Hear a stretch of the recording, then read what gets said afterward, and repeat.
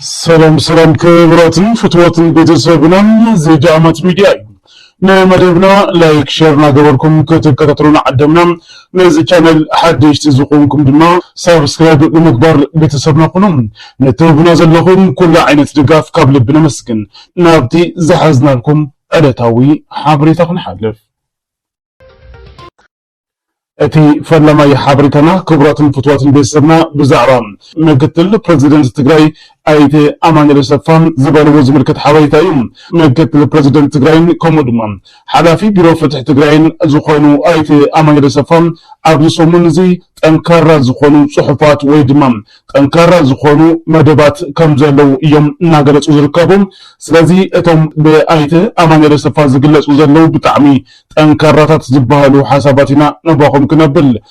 كابتم تنكررات تبايلهم زقربهم بزعبا تግራይ ዝምልከት ዝሃብዎ ሓበሬታ እዩ ኣብቲ ዘካፈልዎ ሓሳብ ድማ ኣጆኻ ህዝብና ኩናት ብምትራፍ ህዝብና እንኽሕሰሉ እዋን ካብ ካልእ እዋን ብዝተፈለየ ሕዚ እዩ ክብሉ እዮም ገሊፆም ዘሎም ድሌታትካ ክነማልእ እቶም ዝመረፅካዮም መንገድታት ክንክተል ቆሪፅና ተላዒልና ኣለና ክብሉ ድማ ወሲኾም ገሊፆም ኣለው ቅድሚ ኩሉ ንፍትሒ ኢልካ ተዋዲቕካ ፍትሒ ክትስእን ዝገበሩኻ ሓለፍቲ ቢሮታት ኩሎም ነቂስና ክንድር ብምዃንና ኣትሪርና ክነብስረካ ንደሊ ዝበሉ ኣይተ ኣማን የሱፍ ኩሎም መንገድታት ብላዕ ወይ ድማ ጎቦ ዝኾኑ ኣብ ምፅፋፍ ንርከብ ኢሎም ኣለው ኣብ መንገዲ ትራንስፖርት ኣብ ቤት ማዘጋጃም ኣብ ዝውውር መምህራን ኣብ ኩሉ ብሩህ ዝኾነ ግልጋሎት ክንህብ ኢና ዝኾነ ቢሮ ሓላፊ ብተገልገልቱ ዝተጠርጠረ ድማ ብሰለስተ መሰኻኽር ዝተረጋገፀ እንተኾይኑ ንሓንሳብን ንሓዋርን ካብቲ ዝነበሮም ቢሮ ቤት ዕዮ ይሰናበት ክብሉ ድማ ኣይተ ኣማን የሱፍ ገሊፆም ኣለው ምክትል ፕሬዚደንት ትግራይ ኣይተ ኣማን የሱፍ ወሲኾም ከም ዝገለፅዎም ኣእዳውና ካብ ዝኾነ ይኹን ብላዕ ርሒቕና ንህዝብና ተገልገልትናን መገልገልትናን ብቕንዕና ነገልግል ኢሎም ኣለው ከምኡ ድማ ኣይተ ኣማን የሱፍ ተፈናቀልትና ብህፁፅ ቅድሚ ምጅማር ወቅቲ ክረምቲ ኣብ ምምላስ ካብ ቅድሚ ሕዚ እንገብሮ ዝነበርና ምንቅስቃስ ቃል ናብ ተግባር ተሰጋጊርና ኣብ ምምላስ ኩሉ ምድለዋት ዛዚምና ኢሎም ኣለው ኣብ ሰራሕተኛታት መንግስቲ ትግራይ ብምክንያት ክልከላ በጀት መንግስቲ ፌደራል ተራእዩ ዝነበረ ቅሬታን ምፅባይን ወፂና ብናይ ባዕልና ውሽጣዊ እቶታት ንሰራሕተኛታትና ናይዚ ዓመት ዝተወዘፉ ዛግድ ዘይተኸፈሉ ክፍሊታት ክሳብ ሰነ 30 ብህፁፅ ከፊልና ክንውድእ ምዃንና ካብቶም ትልምታት ቃል ብተግባር ሓደ እዩ ኢሎም ኣለው ኣይተ ኣማን የሱፍ ወሲኾም ከም ዝገለፅዎም ምምላስ ስሩዕ መንግስቲ ትግራይ ብተግባር ዝረጋገፅ ኣብ ትግራይ ይረኣየሉ ዝተባሃሉ ተግባራት ገዕዚና ናብ ዜሮ ንምውራድ እውን ካብቶም ትልምታት ቃል ብተግባር ዝፍፀሙ እዮም ክብሉ ድማ ወሲኾም ገሊፆም እዮም ብሓፈሻ ኣብ ምምላስ ግዝኣታዊ መሬትና ብዘይ ሓንቲ ፍረ ጥይት ኣብ ምምላስ እውን ካብቶም ቃል ብተግባር ትልምታትና ሓደ እዩ ድማ ክብሉ ወሲኾም ገሊፆም ኣለው ህይወት መናእሰይ ትግራይ ካብ ኩናትን ስደትን ንምድሓን ሙሉእ ከለላ ንኽህሉ እውን ካብቶም ትልምታት ቃል ብተግባር ሓደ ኮይኑ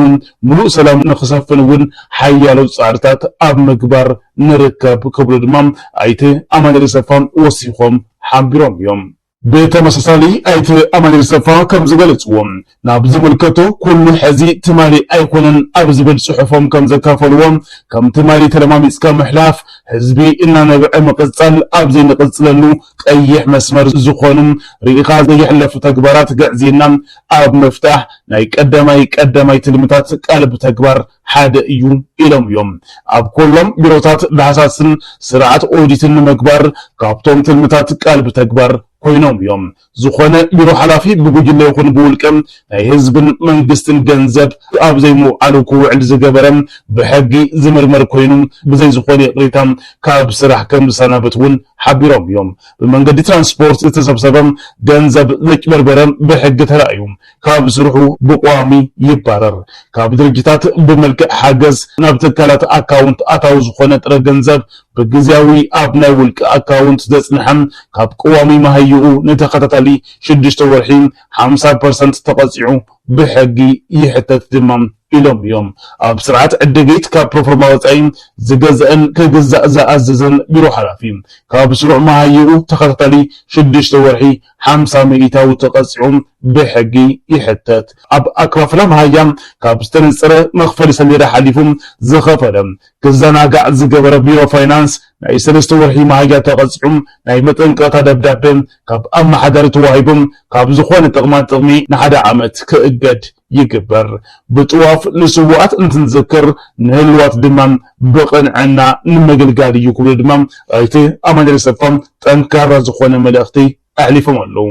ናብ ዝቕፅል ሓበሬታ ክንሓልፍ ብጣዕሚ ዝገርም ሓበሬታ እዩ ብጣዕሚ ምእማን እውን ዝኸብድ ሓበሬታ እዩ ክቡራትን ፍትዋትን ቤተሰብና ኣብ መቐለ ኣብ ትግራይ ብፍላይ ድማ ኣብ መቐለ ክንደይናይ ዝኣከል ናይ ፀጥታ ፀገም ከም ዘሎ ብግልፂ ቁልጭ ኣቢሉ ዘመላኽት እዩ ሎሚ ንጎ ኣብ ከተማ መቐለ ኣብ ልዕሊ ኣለቃ ፀጋይ ዘጓነፈ ተግባር ብሓቂ መሕዘኒ እዩ ተባሂሉሎም ኣብ ከባቢ 18 ቀበሌ ሰዓት 12 ፍረቓን ንግሆ ብእግሮም እናተጓዓዙ ከለዉ ካብ ባጃጅ ውርዲሎም ሓኒቆም ኣለዉ ካራውፅኦም እውን ገጾም ቁሩብ መጉዳእቲ ኣብፂሖምሎም እዮም ብሓይሊ ከም ዝሓነቅዎም እዩ እቲ ዝረኸብናዮ ሓበሬታ ኣመላኺቱ ዘሎ እቶም ሰባት 6 ከም ዝኾኑን ኣጃቢኦም ድማ ተኹስ ከፊቱም ሓላፊ መንገዲ ዝነበረ በፂሑሎም ብሂወት ተሪፎም ኣለዉ ስለዚ እዚ ኣብ ከተማ መቐለ ዘሎ ናይ ፀጥታ ጉዳይ ብጣዕሚ መሰካፊ ጉዳይ ኮይኑሎም ብዝሕዝን መንገዲ ሓላፊ መንገዲ ዝነበረ ኩሉ ሎሚ ንግሆ ብጣዕሚ ዘገርም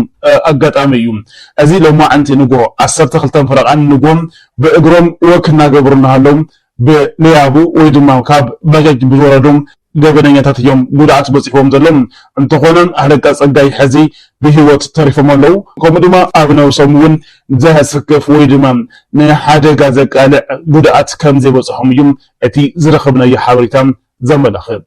ናብ ዝቕፅል ሓበሬታ ክንሓልፍ እቲ ዝቕፅል ሓበሬታና ብዛዕባ ምስ ብልፅግና ዝሰርሕ ሰብ ኩሉ ትግራዋይ ይኹን ኤርትራዊ ብዘየገድስ ምስ ብልፅግና ዝሰርሕ ሰብ ወላ እውን ኣምሓራ ይኹን ብዘየገድስ ምስ ብልፅግና ተፀጊዕካ ትሰርሕ ተኮይንካ ጉድኣቱ ከቢድ ምዃኑ እዩ እናተገለፀ ዝርከብ ስለዚ ብልፅግና ውዒሉ ሓዲሩ ናይ ባዕሉ ሰባት እውን ከም ዝበልዕ እዩ ብግልፂ ዝረአ ዘሎ ምስ ብልፅግና ምስራሕ መወዳእቱ እስር ቤት ከም ዝኸውን እውን ካብቶም ናይ ቀረባ ኣብ ስልጣን ዝነበሩ ሰበስልጣን ብልፅግና ሓደ ምስክር እዩ ኣባል ብርጌድ ንሓመዱ ዝኾነ ኣርቲስት ኪሮስ ኣስፋሃም ኣብ ተቆርፅ እዋን ኣብ ጎኒ ህዝቢ ትግራይ ኮይኑ ቃልሲ ከም ዘካየደ ኩላትና ንፈልጦ ነገር እዩ ሕዚ ግን ኣብ መንግስቲ ኢትዮጵያ ኣብ ትሕቲ ቀይዲ ከም ዝወዓለ እዩ ዝተፈላለዩ ምንጭታት ዝገልጹ ዘለዉ ስለዚ ኣርቲስት ኪሮስ ኣስፋሃም ማለት እውን መንቀሳቐሲ ወይ ድማ ኣባል ብርጌድ ንሓመዱ ዝኾነ ኪሮስ ኣስፋሃም ሕዚ ብብልፅግና ኣብ ትሕቲ ቀይዲ ውዒሉሎም ኣብ ልዕሊ ኤርትራውያን ዝገብሮ ዘለዉ ናይ እስር መንቅስቃስ እውን ብልፅግና ኣጠናኺሩ ይቕፅለሉ ከም ዘሎ እዩ እናተገለፀ ዝርከብ ፍትዋትን ክቡራትን ቤተሰብና ብቐፃሊ ብኻሊእ ሓበሬታ ንራኸብ ኢና ክሳብ ሽዑ ሰላምን ጥዕናን ተመኒና ሰላምን ቅሳነትን ንህዝቢ ትግራይ ዓወት ንሰራዊት ትግራይ